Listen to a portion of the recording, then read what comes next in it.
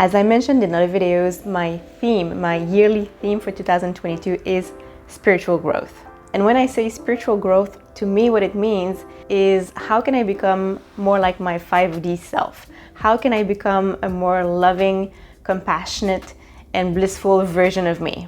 And in this video, I wanted to share with you a few simple ways we can begin to embody our 5D selves. And for this to happen, it must begin with a desire, which then becomes an intention and the willingness to act, which then leads to a change in our behaviors and ultimately leads to the manifestation of our desire. And it's not me saying it, it's written in the sacred and ancient text, the Upanishads.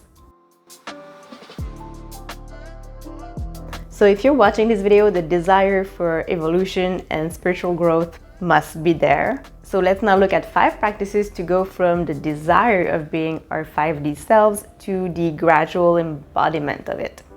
So first, I invite you to describe what you think your 5D self and 5D life may look like. So I recommend that you write it down in a journal or a notebook that you can keep so that you can go back and read it again later, just to remind yourself of your vision. In the channel text opening to channel, it's written that once the words are written, they become part of your reality. They will assist you in creating even higher wisdom in the physical world. Every time you put your words onto tape or paper, you are taking a step toward manifesting them, bringing them closer to reality. So take a few minutes to describe your most loving, blissful, serene self, the kind of person you would be if you had little to no worries, insecurities, doubts, and felt completely fulfilled and at peace. Think of the kind of work you would be doing. What would your hobbies and interests be? What would your health be like? What kind of friends would you have?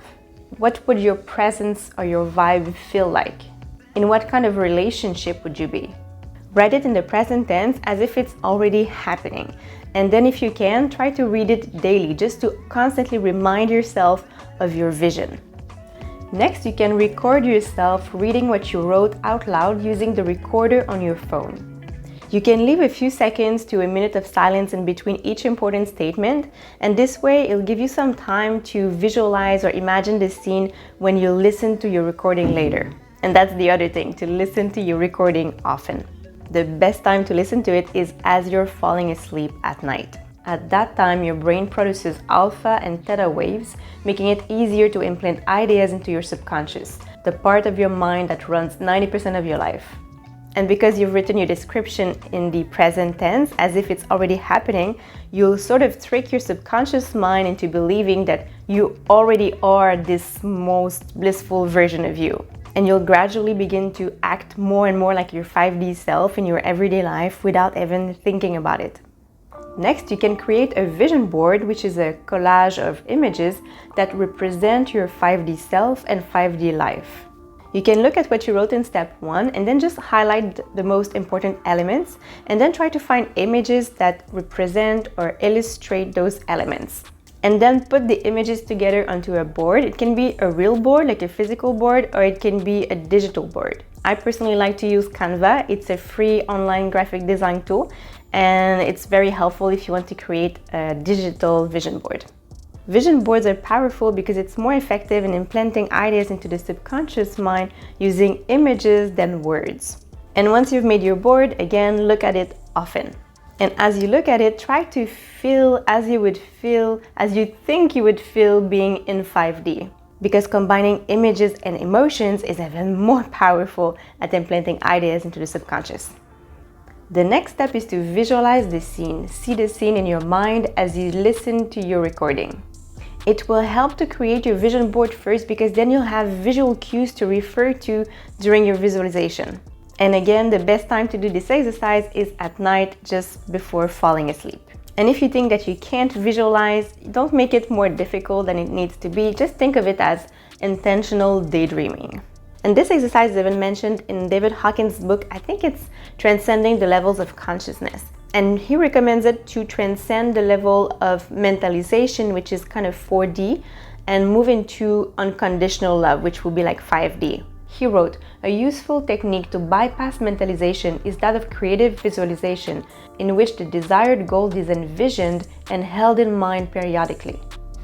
And the last part of manifestation is deed, action. You must begin behaving as your 5D self and start embodying it. Something I like to do because I'm very practical. So I like to take a sheet of paper, trace a vertical line, and then on the left, I write down all the things that my current self, I currently do, that my 5D self does not do. For example, eating dessert every night, drinking wine once in a while, or getting angry when I have a tech issue. And on the right side, I write down all the things that my 5D self does that my current self does not do, like waking up at sunrise. Then to bridge the gap between your present self and your 5D self, you can pick one thing per week or per month that you'll stop or start doing to become more like your 5D self. I really like this method because it's very practical and it's not overwhelming, like we just focus on one thing at a time. So, thank you very much for watching, guys. I hope this was helpful. Let me know what you think in the comments. I wish you a beautiful day and I'll see you next week.